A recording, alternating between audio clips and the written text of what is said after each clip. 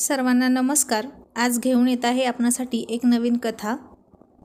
माझ्या कुशीमध्ये नुकताच जन्माला आलेला माझा लहान भाचा खूप रडत होता. मी स्वतः त्या वेळेला 16 वर्षाची होते. मला कळत नव्हतं की याला शांत कसं करू. तो फक्त रडत होता. त्याला कुशीमध्ये घेऊन मांडीवर हलवून हलवून अक्षरशः मी थकले होते. माझी आई तर धक्क्यामुळे बेशुद्ध पडली होती. सारखे सारखे तिला झटके येत होते. मी स्वतः एका खूप मोठ्या दुःखातून जात होते, कारण की माझी बहीण मुलाला जन्म देताच या जगातून निघून गेली होती. पण इतके प्रयत्न करूनही जेव्हा तो मुलगा शांत झाला नाही, तेव्हा मी स्वतःच खूप रडू लागले. अगदी हुंदके देऊन रडू लागले. माझा आवाज ऐकून माझे बाबा खोलीत आले. मला मुलासोबत रडताना पाहिलं तेव्हा म्हणाले, "समीक्षा, काय झालं बेटा?" मी म्हणाले, "बाबा, हा शांतच बसत नाही. मी याला कसं काय सांभाळू?" माझ्या वडिलांनी त्या मुलाला त्यांच्या कुशीत घेतलं आणि एक दीर्घ श्वास घेतला आणि म्हणाले, "याच्या नशिबात पण काय वाढून ठेवलं आहे काय माहीत. याने या जगात येताच स्वतःच्या आईला गमावलं. काय बोलू शकतो आपण तरी?" मग खूप मुश्किलीने माझ्या आईने माझ्या भाच्याला सांभाळलं होतं. 8 दिवस झाल्यानंतर हळूहळू माझ्या आईची तब्येत सुधारली. मग त्यानंतर ती तिच्या नातवाला सांभाळू लागली. माझ्या बहिणीच्या अंत्यसंस्कारानंतर माझे भाऊजी एकदा देखील आमच्या घरी आले नव्हते. माझ्या बहिणीचं आणि भाऊजींचं लव्ह मॅरेज होतं. त्यांचं एकमेकांवर अगदी जीवापाड प्रेम होतं. पण माझ्या बहिणीचं वय नव्हतं हे जग सोडून जाण्याचं. भाऊजींना तर प्रचंड मोठा धक्का बसला होता. या घटनेनंतर 1 महिना निघून गेला होता. आता त्या लहान जीवाला देखील माझ्या कुशीची सवय झाली. जेव्हा माझे भाऊजी घरी आले तेव्हा त्यांची दाढी खूप वाढली होती. डोळे अगदी आत गेले होते. त्यांनी फक्त थोडा वेळ स्वतःच्या मुलाला कुशीत घेतलं, त्याच्यावर प्रेम केलं, त्याचे पापे घेतले. माझी आई म्हणाली, "समीक्षा सांभाळते बाळाला, पण समीक्षासुद्धा अजून खूप लहान आहे. खूप मुश्किलीने त्याला सांभाळते. तसंच मी सुद्धा खूप आजारी असते, वारंवार आजारी पडते. जेव्हापासून निलिमा या जगातून गेली मला तर वाटतं की माझ्या हातून माझा अर्धा जीवच काढून घेतलाय कोणीतरी." भाऊजी आकाशाकडे पाहत म्हणाले, "आई, हा तर सगळा देवाचा खेळ आहे.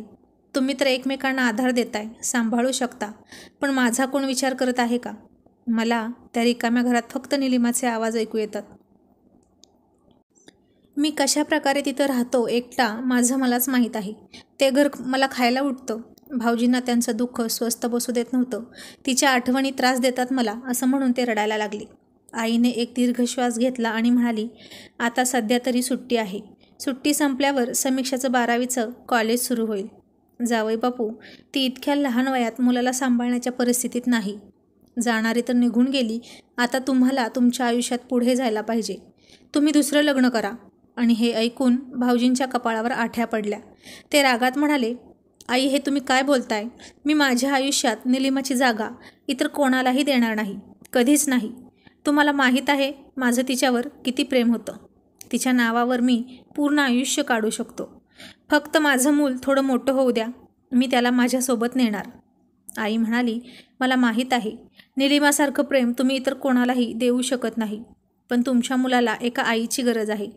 भाऊजी म्हणाले, "दुसरी बाई नाही सांभाळू शकत माझ्या बाळाला. अजूनही समीक्षा लहान आहे, 16 वर्षाची आहे.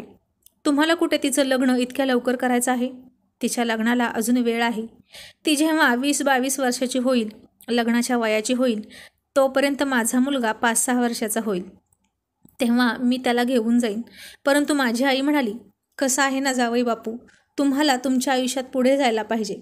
जर या बाळाला समीक्षाची सवय लागली तर तो दुसरा कोणत्याच बाईला जवळ करणार नाही. आई मानणार नाही. आज नाही तर उद्या तुम्ही दुसरं लग्न करणारच ना. तुम्ही आयुष्यभर तर असेच नाही ना राहणार." त्यावर नीरज भाऊजी म्हणाले, "मला लग्न करायचं नाही. आता नाही, पुढे कधीच नाही." मग आई म्हणाली, "सध्या तरी तुमच्या मनामधलं दुःख ताजं आहे. ती जखम, ती वेदना भरून यायला वेळ लागेल, म्हणून तुम्ही असं बोलताय. पण मला माहीत आहे, काळ हाच सगळ्या दुःखावरचा औषध असतो. वेळेनुसार सगळं काही ठीक होईल. काही महिन्यानंतर तुम्ही दुसऱ्या लग्नाचा विचार करावा, जेणेकरून तुमच्या मुलाला त्याच्या त्या नवीन आईची सवय होईल." माझ्या आईचं ते बोलणं माझ्या भाऊजींना आवडलं नाही. ते चिडून निघून गेले. ते दर महिन्याला यायचे आणि त्यांच्या मुलाला भेटायचे. माझ्या बहिणीचा मुलगा आता 5 महिन्याचा झाला होता. आता तर तो माझ्याशिवाय राहतच नव्हता. माझ्यासाठी खूप कठीण व्हायचं. कॉलेजवरून यायचं आणि त्याला घ्यायचं. तो मात्र सारखा रडायचा आणि त्याला शांत करून अक्षरशः मी थकून जायची. पण तरीही तो शांत होत नसायचा. मी येताच जेव्हा तो माझ्यापाशी यायचा तेव्हा त्याचा आवाज बंद व्हायचा. माझ्यासोबतच झोपायचा, माझ्या हातानेच खायचा. मला त्याची आई समजायचा आणि माझ्या मनात देखील त्याच्याबद्दल अशाच भावना निर्माण झाल्या होत्या. मला वाटायचं की ते माझंच मूल आहे. माझी आई सारखं नीरज भाऊजींना म्हणायची की तुमच्या भविष्याबद्दल, आयुष्याबद्दल जरा गंभीरपणे विचार करा. तुमच्या मुलाचा प्रश्न आहे. परंतु भाऊजी माहीत नाही काय विचार करून बसले होते. ते 4 महिन्यानंतर आले. फक्त 1 तास बसले. बाळासोबत थोडा वेळ घालवला. माझ्या आईचं बोलणं एका कानानं ऐकून दुसऱ्या कानानं सोडून दिलं आणि उठून गेले. प्रत्येक महिन्याला एक ठराविक रक्कम ते माझ्या वडिलांच्या दुकानात ठेवून जायचे. म्हणायचे, सार्थकच्या खर्चाचे आहेत ते पैसे. मी माझ्या मुलाच्या खर्चाचा भार तुमच्या अंगावर टाकणार नाही. दिवस असेच निघून जात होते आणि मी 18 वर्षाची झाली. सार्थक बघता बघता 2 वर्षाचा झाला. आता तर तो कसलाच माझ्याशिवाय राहत नव्हता. मलाच आई आई अशी हाक मारायचा. मी लग्नाच्या वयाची झाली होते. त्याच दिवसांमध्ये माझ्यासाठी स्थळं देखील यायला सुरुवात झाली. खूप चांगली आणि खात्यापित्या घरातली स्थळं यायची. माझी आईने नीरज भाऊजींना बोलावलं. म्हणाली, समीक्षेसाठी एक खूप चांगलं स्थळ आलं आहे. आमची इच्छा आहे की तिचं आत्ता लग्न करावं. हे ऐकून भाऊजी म्हणाले, अहो तिचं लग्न झालं तर माझ्या मुलाचं काय होईल? सार्थक तुमचाही कोणी लागतो ना, नातू आहे तो तुमचा. तुमच्या मुलीची शेवटची निशाणी आहे ती. तुमच्या दुसऱ्या मुलीसाठी माझ्या मुलावर असा अन्याय का करताय? आता कुठे तुमच्या मुलीचं वय 18 आहे. फार लग्नाच्या वयातून ती बाहेर नाही चालली. 2-3 वर्ष अजून थांबा, तोपर्यंत माझा मुलगा चांगला मोठा होईल. मग मी स्वतः तिचं लग्न एका खूप चांगल्या घरात लावून देईन. आणि आई म्हणाली, तुम्हाला समजत नाही का? तो अजूनही समीक्षाचा पाठलाग सोडत नाही. तिला स्वतःची आई समजतो तो. तो जर अजून थोडा मोठा झाला तर तिच्याशिवाय अजिबातच राहणार नाही. आणि नंतर समीक्षाचं लग्न झालं तर तिच्या सासरचे काय म्हणतील? मीही आता सतत आजारी राहू लागले आहे. तिच्या वडिलांना देखील बीपीचा त्रास आहे. आम्ही आमच्या मुलीचं लग्न लवकरात लवकर करून जबाबदारीतून मुक्त व्हायचं म्हणतोय. तुम्ही स्वतः तुमचा विचार करा. त्यावर नीरज म्हणाले, ठीक आहे, तुम्हाला इतकी घाई आहे तर समीक्षाचं लग्न माझ्यासोबतच करून द्या. हे ऐकून माझ्या आईला धक्का बसला. आई म्हणाली, तुमचं वय आणि समीक्षाचं वय यात 10 वर्षाचं अंतर आहे. भाऊजी म्हणाले, मग काय झालं? सार्थक समीक्षाला स्वतःची आई समजतो. आता तो तिच्याशिवाय राहू शकत नाही. मी इतर दुसऱ्या बाईला घेऊन आलो तर माहीत नाही ती माझ्या मुलासोबत कसं वागेल. असंही होऊ शकतं की ती त्याच्याशी प्रेमाने वागणार नाही. माझ्यासमोर प्रेम करेल आणि माझ्या माघारी माझ्या मुलाचा छळ करेल. समीक्षा त्याची मावशी आहे, त्याच्यासोबत वाईट वागणार नाही. मला लग्नाची काहीच इच्छा नव्हती. पण मुलासाठी आई पाहिजे आणि समीक्षापेक्षा दुसरी कोणीही चांगली आई होऊ शकत नाही. माझी आई म्हणाली, मी तुमच्या सासऱ्यांशी बोलून बघते. हे बघा, समीक्षा माझी एकच मुलगी आहे. जर तुम्ही तिला स्वीकारू इच्छित असाल तर अगदी मोकळेपणाने स्वीकारा. फक्त सार्थकसाठी म्हणून स्वीकारू नका. स्वतःच्या बायकोप्रमाणे देखील स्वीकारा. तिच्यावर प्रेम करा, जेणेकरून लग्नानंतर माझ्या मुलीची मला काळजी राहणार नाही. हे ऐकताच नीरज भाऊजींच्या कपाळावर आठ्या पडल्या. पण त्यावेळी ते म्हणाले, तुम्ही काहीच काळजी करू नका. मी तुम्हाला तक्रारीची संधी देणार नाही. भाऊजी एका चांगल्या घरातले होते, खात्यापित्या घरातले होते. त्यांच्या घरामध्ये कोणत्याच गोष्टीची कमी नव्हती. त्यामुळेच माझ्या वडिलांना देखील यावर काही हरकत नव्हती. कारण की त्यांची देखील अशी इच्छा नव्हती की सार्थकसाठी एखादी सावत्र आई यावी. त्याला माझी सवय देखील खूप जास्त लागली होती. आणि मग माझं नीरज भाऊजीसोबत लग्न झालं. माझी पाठवणी होऊन जेव्हा मी त्यांच्या घरी आले तेव्हा माझं हृदय खूप जोरजोरात धडधडत होतं. कारण की मी असा कधीच विचार केला नव्हता की माझ्या बहिणीच्या घरी मी माझ्या भाऊजींची बायको म्हणून येईन आणि माझ्या बहिणीच्या अर्धवट संसारात गुंतेन. पण मी याचा स्वीकार केला होता. सध्या तरी माझं मन रिकामं होतं. त्यात कोणतीच अशी भावना नव्हती. मला वाटलं कदाचित आता ते माझे पती आहेत, माझ्यासोबत तसेच वागतील जसे एक नवरा स्वतःच्या बायकोसोबत वागतो. परंतु तसं अजिबात नव्हतं. घरामध्ये येताच त्यांनी मला एक वेगळी खोली दाखवली आणि म्हणाले, तुला इथे कोणताच त्रास होणार नाही. तू सार्थकसोबत इथे अगदी आरामात तुझा वेळ घालवू शकतेस. त्यांचं ते बोलणं ऐकून मी थक्क झाले. मी विश्वास न बसून त्यांच्याकडे पाहिलं तर ते माझ्याजवळ येऊन म्हणाले, हे बघ समीक्षा, माझ्या मनामध्ये काल देखील निलिमा होती, आज देखील निलिमाच आहे आणि नेहमी तीच राहील. तू या घरामध्ये फक्त आणि फक्त माझ्या मुलाची आई बनून आली आहेस, माझी बायको म्हणून नाही. आणि तू माझी बायको बनण्याचा प्रयत्नसुद्धा करू नकोस. असं बोलून ते त्या खोलीतून बाहेर निघून गेले होते. मी शांतपणे त्याच्या पाठमोरे आकृतीकडे बघितलं. लग्नाच्या पहिल्याच रात्री मला बसलेला हा खूप मोठा धक्का होता. एका क्षणात सगळी स्वप्न तुटली होती. मीही त्यांना निलिमाला विसर असं म्हणणार नव्हते. पण माझं काय, माझ्या हक्काचं काय? आणि जर तो हक्क द्यायचाच नव्हता तर लग्न का केलं? फक्त मूल सांभाळण्यासाठी? त्यांनी त्यांच्या स्वार्थासाठी माझा बळी दिला असंच मला वाटत होतं. आज माझं लग्न दुसरीकडे झालं असतं तर किती खुश असते मी. पण ती रिकामी खोली आता माझ्याभोवती गोल गोल फिरत होती आणि छोटा सार्थक माझं बोट पकडून मला हलवत होता. मी माझ्या डोळ्यात येणारे अश्रू साफ केले आणि सार्थकला बेडवर झोपवू लागले. मी माझे नव्या नवरीचे कपडे चेंज करत होते, दागिने स्वतःच काढत होते आणि हे करताना मला खूप रडायला येत होतं. मी विचार करत होते की माझ्या आईने माझं लग्न इतर कोणासोबत तरी लावून दिलं असतं तर खूप बरं झालं असतं. कमीत कमी तो माझ्यासोबत असा तरी नसता वागला. हा माणूस तर दगडाच्या काळजाचा आहे. किती आरामात हे सगळं तो बोलून गेला.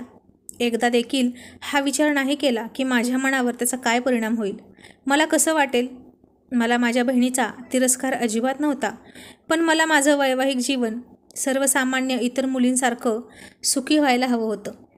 मला माझं वैवाहिक आयुष्य सुखाने घालवण्याचा अधिकार होता, जी प्रत्येक मुलीची इच्छा असते. सध्या तरी सकाळी मी उठले, नाश्ता बनवून टेबलवर ठेवला. नीरजने शांतपणे नाश्ता केला आणि निघून गेला. दिवस असेच निघून चालले होते. पूर्ण दिवस एकतर मी घरातलं काम करत राहायचे, सार्थकला सांभाळत राहायचे आणि रात्री माहीत नाही का माझ्या डोळ्यातून अश्रू व्हायचे. नीरज तर मला पाहत देखील नव्हता. मग माझ्याजवळ येणं तर खूप लांबची गोष्ट. तो माझ्या गरजेचं प्रत्येक सामान आणून द्यायचा. त्याच्या घरात मला खाण्यापिण्याची, चांगले कपडे घालण्याची काहीच कमतरता नव्हती. पण एका स्त्रीसाठी हे पुरेसं असतं का? तिला तिच्या जोडीदाराचं प्रेम हवं असतं, पण त्या प्रेमालाच मी मुकले होते.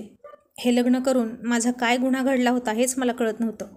मला माझ्या नवऱ्याचं प्रेम हवं होतं आणि माझा तोच हक्क मला नाकारण्यात आला होता. एकदा असंच माझं नटण्याचं मन झालं. मी एक सुंदर साडी नेसली, मेकअप केला, मागे केस मोकळे सोडले. योगायोग असा होता की त्यावेळेला नीरज देखील घरी आला. त्यानं मला पाहिलं आणि त्याच्या कपाळावर आठ्या पडल्या. तो रागाने मला म्हणाला, हे काय केलं आहेस तू? अशा प्रकारे तयार होऊन माझं लक्ष खेचून घेण्याचा प्रयत्न करत आहेस का तू? माझं मन वितळवण्याचा प्रयत्न करतेस ना? काय समजतेस कोण तू स्वतःला? माझं मन इतकं कमजोर नाही ज्यामुळे तुला असं पाहून विरघळून जाईल. तू जेव्हा अशी नटून थटून माझ्यासमोर येशील, मी तुझ्या त्या सौंदर्यामध्ये बेधुंद होऊन तुझ्याजवळ येईन. माझ्या निलिमाला विसरेन असं वाटलं का तुला? लाज नाही वाटत तुला असं वागताना? त्याचं बोलणं ऐकून मला स्वतःचीच खूप लाज वाटू लागली. मी तर फक्त अशीच तयार झाले होते. मलाही आतून वाटत होतं की त्यांनी माझ्याकडे एकदा पाहावं, पण म्हणून मी असं काही करणार नव्हते. त्यांना आकर्षित करण्यासाठी आणि ते यावेळी ऑफिसवरून येतील हेही मला माहीत नव्हतं. अशा प्रकारे त्यांनी माझा खूप अपमान केला होता. मी खोलीत येऊन पुन्हा साडी बदलली आणि हुंदके देऊन रडू लागले. सार्थक माझ्याजवळच होता. मला रडताना पाहून माझ्याजवळ आला आणि अश्रू पुसू लागला. म्हणाला, मम्मा काय झालं? तू का रडतेस? बाबा तुला ओरडलेत का? मी तर तुझा खूप लाडका आहे ना. सोड बाबांना. मी आता तुला पापा देतो. तू एकदम ठीक होशील. ज्या प्रकारे मी त्याला समजावत होती तो देखील अगदी तसाच मला लाडाने समजावत होता. त्याने त्याचे बारीक हात माझ्या कपाळावर ठेवले आणि माझा ताप चेक केला. माझे अश्रू पुसले. माझा सगळा मेकअप खराब झाला होता. माझी लिपस्टिक सगळी विस्कटली होती. केस देखील विस्कटले होते आणि रडल्यामुळे डोळ्यातील काजळ गालावर आलं होतं. माझ्या मनामध्ये त्यावेळेला सार्थकसाठी अजिबात प्रेम नव्हतं. माहीत नाही का मला एकदमच असं जाणवू लागलं की जर माझ्या आयुष्यात सार्थक नसता तर कदाचित आज माझ्यासोबत हे असं झालं नसतं. कारण त्याच्यामुळेच माझं लग्न नीरजसोबत झालं, ज्याची मला अजिबात इच्छा नव्हती. सार्थकने तो माझा तसा उतरलेला चेहरा पाहिला तेव्हा सार्थक जवळ आला. स्वतःच्या हाताने माझा चेहरा साफ करू लागला आणि म्हणाला, मम्मा तू तर छान छान भूत दिसतेस. मी आत्ताच तुझा चेहरा साफ करतो, नाहीतर बाबा घाबरतील, मग तुला पुन्हा ओरडतील. त्याचं ते बोलणं ऐकून माझ्या चेहऱ्यावर हसू आलं. ते तर लहान मूल होतं.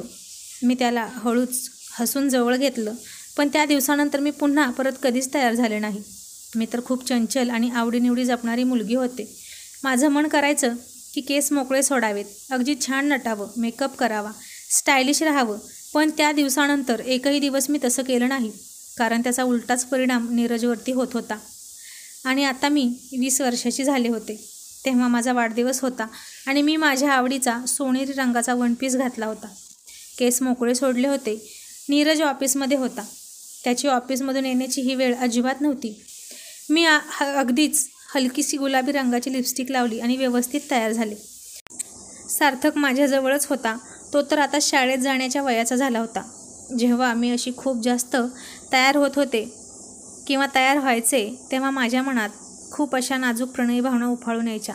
तेव्हा मला सार्थकचा खूप तिरस्कार वाटायचा. पण दुसऱ्या क्षणी मी स्वतःला सावरायचे. हा तर माझा भाचा आहे. मला आई म्हणतो. मी अगदी माझ्या मुलाप्रमाणे याच्यावर प्रेम करते. मी नीरजच्या वागण्याची शिक्षा त्याला का देऊ, असं माझं मन म्हणायचं. त्या दिवशी मी अशी तयार होऊन बसले होते आणि तेव्हा सार्थकने माझे बरेचसे फोटो काढले आणि नीरजच्या नंबरवरती सेंड केले. मला याबद्दल अजिबातच कसलीच कल्पना नव्हती. खूप वेळानंतर माझं बिर्याणी खाण्याचं मन झालं.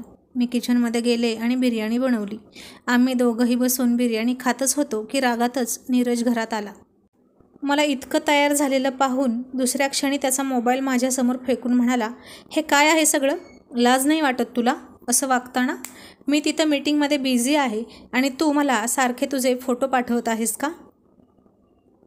मी कितीतरी वेळा तुला समजावलं आहे की माझ्यासमोर अशा प्रकारचे नखरे करू नकोस. तुझ्याबद्दल माझ्या मनात काडीची किंमत नाही. तू फक्त आणि फक्त माझ्या मुलाची आई आहेस आणि बस, त्यापुढे आपलं काहीच नातं नाही. मी तर अगदी धक्का बसून त्याच्याकडे बघत होते, कारण मी तर असं काहीच केलं नव्हतं. नीरजने रागाने माझा हात धरून झिडकारलं. माझ्या हातामध्ये सोनेरी रंगाच्या बांगड्या, ज्या मी अगदी प्रेमाने त्या ड्रेससोबत मॅचिंग म्हणून घातल्या होत्या. तो माझा हात टेबलवर लागल्यामुळे त्या तुटून गेल्या होत्या. सार्थक घाबरून मागे सरकला. त्या बांगड्यांच्या काचा माझ्या हातात लागल्या होत्या आणि मी जोरात रडत होते. ते फोटो तर माझ्या फोनवरून सार्थकने स्वतः त्याच्या वडिलांना पाठवले होते. माझा काहीच दोष नव्हता आणि तरीही मला बोलणं बसत होतं. लहानग्या सार्थकने अजाणतेपणे हे सगळं केलं होतं, परंतु इथे तर सगळं माझ्यावरच आलं होतं. कदाचित तयार होणं, माझ्या आवडीचे कपडे घालणं, माझ्या पसंतीचं जेवण बनवणं, सर्व काही माझ्यासाठी हराम झालं होतं. मी माझ्या खोलीमध्ये स्वतःला कैद करून घेतलं. कितीतरी वेळ माझ्या मनातल्या सगळ्या भावना, माझ्या वेदना माझ्या डोळ्यातून वाहत होत्या आणि शेवटी माझ्या डोळ्यातून माझ्या सगळ्या भावना वाहून गेल्या. माझे डोळे आता निस्तेज दिसत होते. त्या रात्री एक क्षणासाठी देखील माझे डोळे बंद नव्हते. सार्थक दरवाजा वाजवत राहिला, पण मी दरवाजा नाही उघडला. तो रात्री त्याच्या वडिलांजवळच झोपला. दुसऱ्या दिवशी जेव्हा मी खोलीतून बाहेर आले, तेव्हा माझं वागणं अगदीच बदललं होतं. नीरज मला मागे वळून पाहत होता. त्याला वाटत होतं कदाचित मी काहीतरी बोलेन त्याच्याशी, तक्रार करेल किंवा सार्थकसोबत काहीतरी चुकीचं वागेल. पण मी नीरजला आता कोणतीही मला ओरडण्याची संधी देणार नव्हते. मनामध्ये मी आता पक्कं केलं होतं की मी फक्त आणि फक्त सार्थकची आई आहे. माझं काम इथं फक्त सार्थकची काळजी घेणं इतकंच आहे. माझ्या नवऱ्याच्या सगळ्या भौतिक गरजा पूर्ण करणं एवढंच आहे. मी माझं मन कधीच मारलं होतं. मग खूप प्रेमाने मी सार्थकला नाश्ता भरवला. त्यानंतर त्याला शाळेत सोडलं. घरातलं सगळं काम केलं. माझे जितके काही नवीन ड्रेस होते, महागड्या साड्या होत्या आईने दिलेल्या, जेणेकरून मी माझा नवरा ऑफिसवरून येण्यापूर्वी घालून तयार होईन, ते सर्व कपडे मी जाळून टाकले होते. मी स्वतःवर लक्ष देणं सोडून दिलं. कितीतरी दिवस मी केस देखील विंचारत नव्हते. सध्या तरी मी सार्थकला वेळ द्यायचे, त्याचा अभ्यास घ्यायचे. मी नीरजसोबत बोलत देखील नव्हते. जर खूपच महत्त्वाचं असायचं तरच त्याच्याशी बोलायचे, नाही तर माझ्या कामांमध्ये व्यस्त असायचे.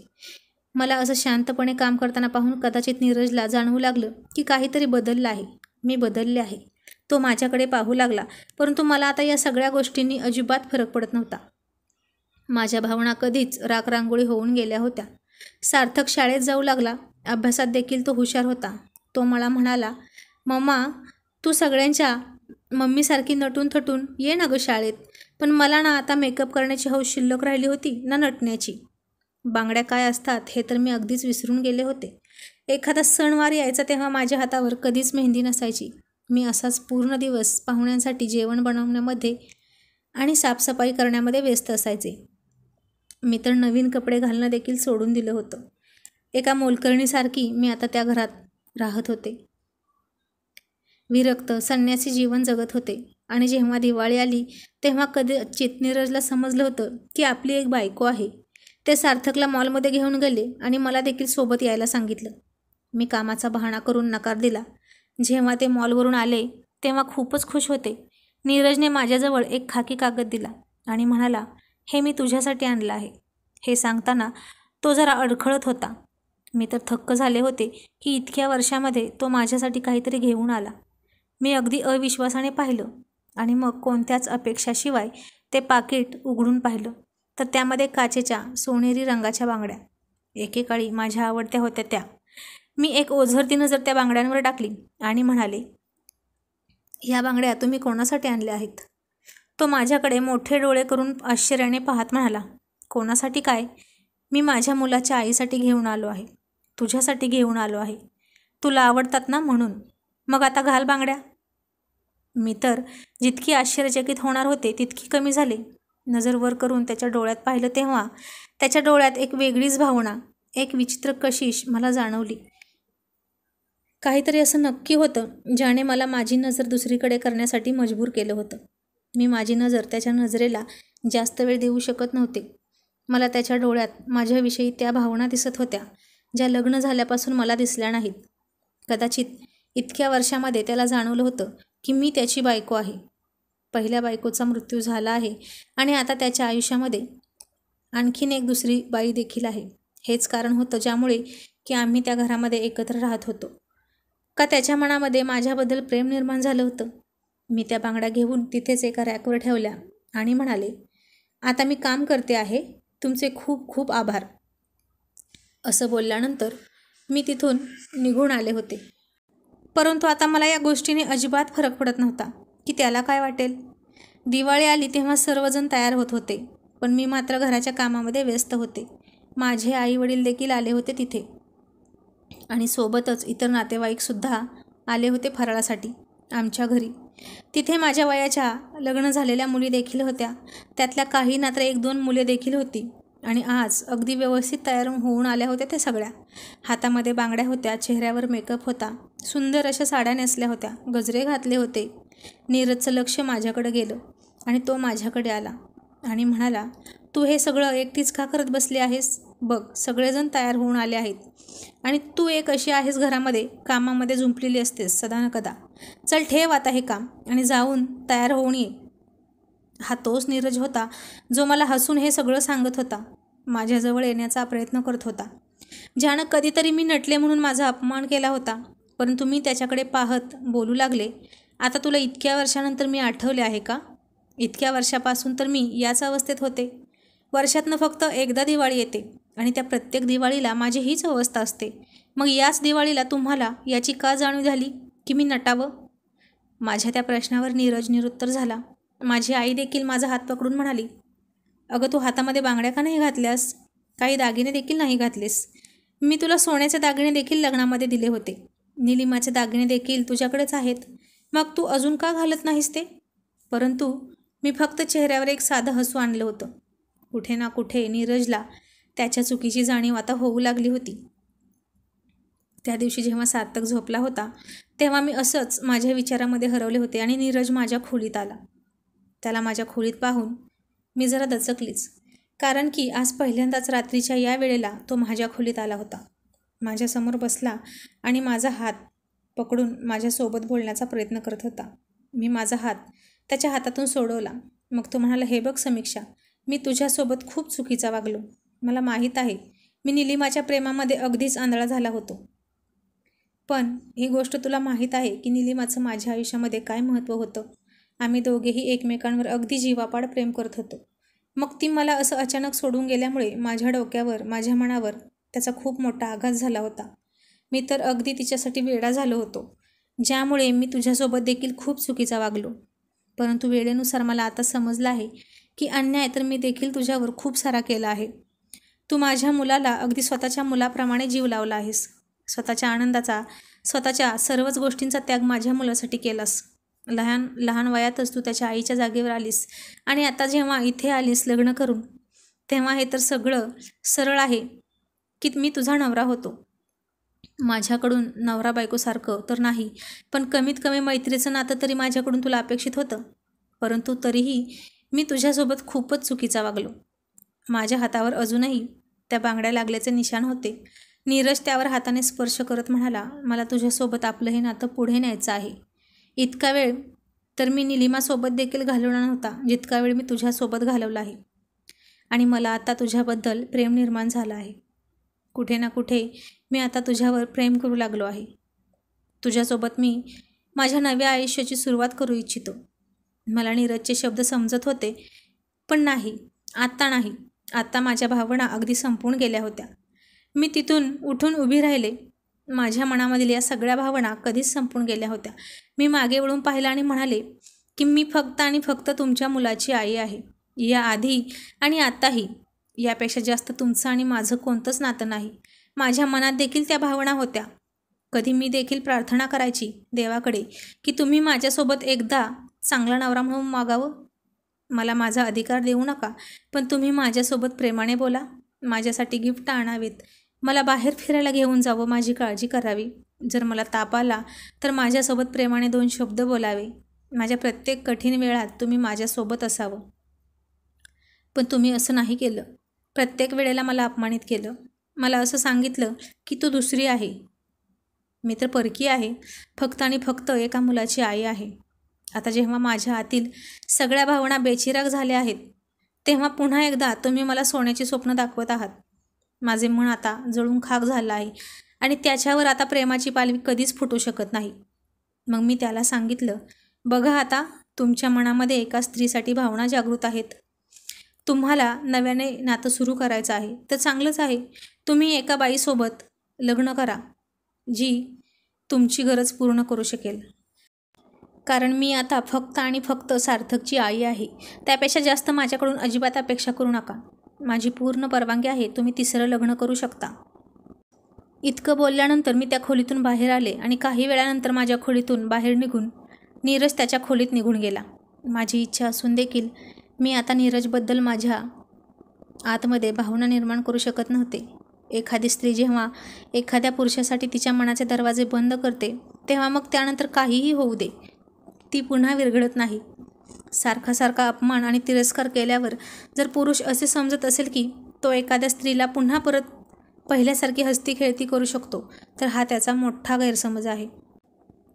त्याचं मन बदललं की त्या मनाप्रमाणे तिच्या भावना बदलायला स्त्री म्हणजे कोणी चावीची बाहुली नक्कीच नसते. कथा आवडली असेल तर लाईक जरूर करा. थँक्यू.